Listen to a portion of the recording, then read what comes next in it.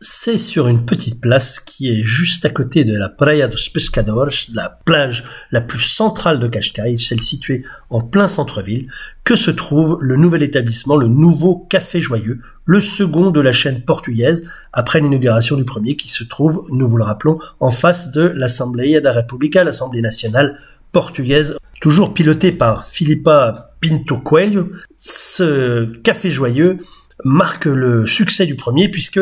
on vous rappelle que la règle, c'est de n'ouvrir un nouveau café que lorsque le premier fonctionne et de pouvoir l'ouvrir grâce au succès du premier. Ainsi, on n'est pas dans une économie subventionnée, mais dans une économie réelle, c'est-à-dire que ce sont des cafés qui fonctionnent, qui gagnent de l'argent, qui embauchent des adultes handicapés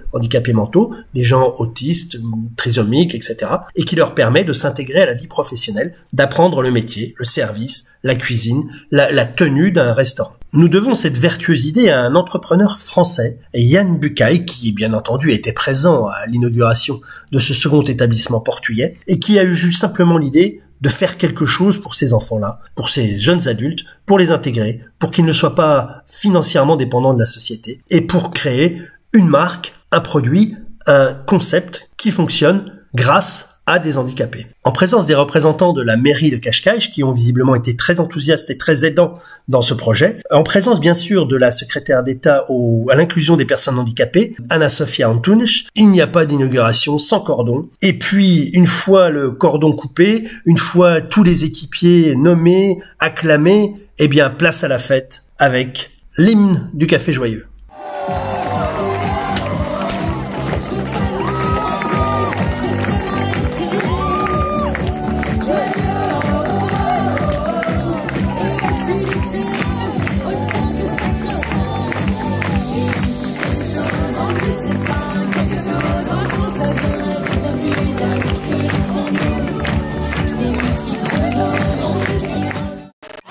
La French Radio. Portugal.